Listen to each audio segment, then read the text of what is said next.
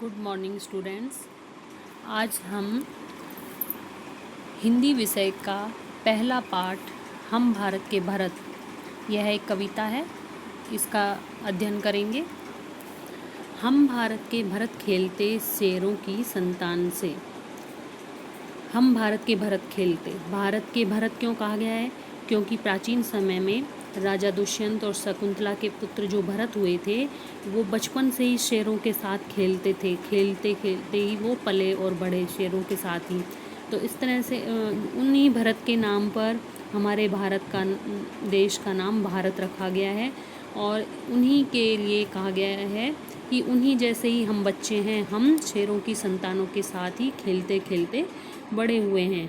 कोई देश नहीं दुनिया में बढ़कर हिंदुस्तान से। इस देश में हिंदुस्तान से बढ़कर कोई देश नहीं है। इस मिट्टी में पैदा होना बड़े गर्व की बात है। साहस और वीरता अपने पुरखों की सौगात है। इस मिट्टी में पैदा होना, इस भारत देश की मिट्टी पर हम पैदा हुए हैं, ये हमारे लिए बहुत ही गर्व की बात है। साहस और वीरता, ये हमारे पुरखों की, पुरखे यानी पूर्वज, जो पूर्वजों की ये सौगात है, उपहार है हमारे लिए। हमें अपने पूर्वजों से साहस और वीरता के गुण प्राप्त हुए हैं। बड़ी बड़ी ज्वालाओं से कम नहीं चिंगारियाँ। चिंगारियाँ यानी छोटे बच्चे जो हैं, जो हमारे देश के छोटे बालक भी इतने वीर हैं कि वो बड़ी बड़ी ज्वालाओं का, बड़े बड़े वीरों का, बड़े बड़े शत्रुओं का भी सामना कर सकते हैं।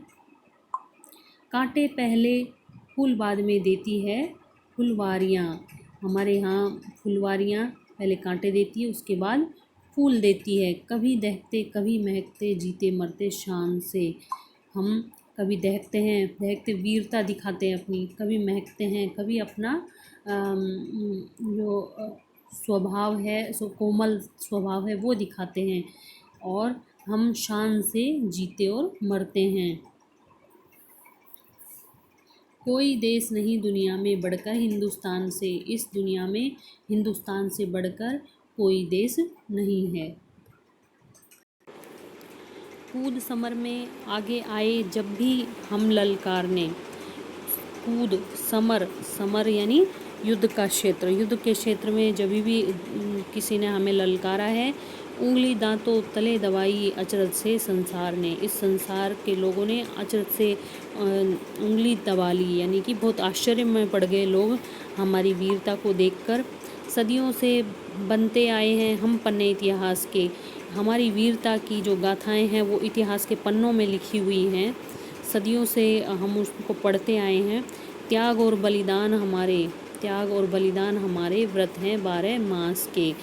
12 मास के, 12 महीनों जिसमें व्रत त्यौहार आते रहते हैं हमारे, उसी तरह से जो त्याग और बलिदान की कहानियाँ हैं वो एक तरह से 12 मास के व्रत की तरह आती रहती हैं। कभी किसी के त्याग की कहानी, किसी महीने किसी त्याग की कहानी, हम हर वीरों की कहानियाँ पढ़ते रहते हैं।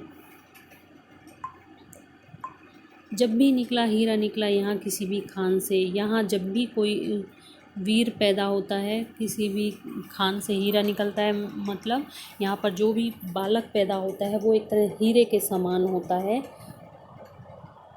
कोई देश नहीं दुनिया में बढ़कर हिंदुस्तान से। हमारे देश के समान, हिंदुस्तान के समान, इससे बढ़कर कोई देश नहीं है। यह धरती जो माँ है अपनी, हमें जान से प्यारी है। हमें भारत माता धरती हमें अपनी जान से भी प्यारी है। हर बालक के जिम्मे इसकी चौकस पहरेदारी है।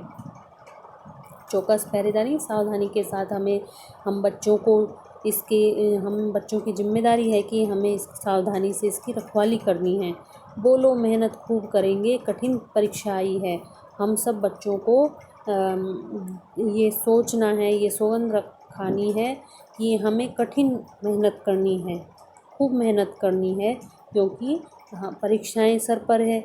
और परीक्षा कौन सी हो सकती है? हमारे देश की सुरक्षा की, उन्नति की और देश को आगे ले जाने की, ये सब परीक्षाएं हैं, कठिन परीक्षाएं हैं। और आपके सामने सबसे बड़ी कठिन परीक्षा है अपने अध्ययन की। माँ का दूध पिया जो है, सौगंध उसी की खाई है।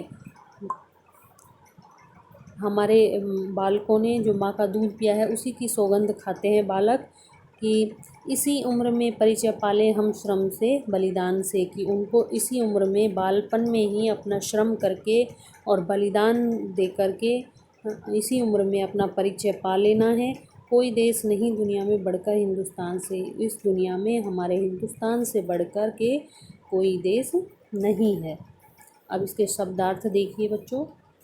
संतान, संतान औलाद और संतति होती है। सौगात, सौगात यानी भेंट, उपहार। पुरखों, पुरखे होते हैं पूर्वज। दहकना, दहकना दुखी होना, तपना, ददकना। समर, युद्ध। अचरज, आश्चर्य। व्रत, संकल्प, नियम, उपवास। चौकस, पहरेदारी, सावधानी के साथ रखवाली करना। ठीक है बच्चों, अब आगे हम इस पाठ के प्रश्न उत्तर कल के पाठ में करेंगे। आप इस पाठ को, कविता को याद कीजिए और इसके सरलार्थ को लिखिए।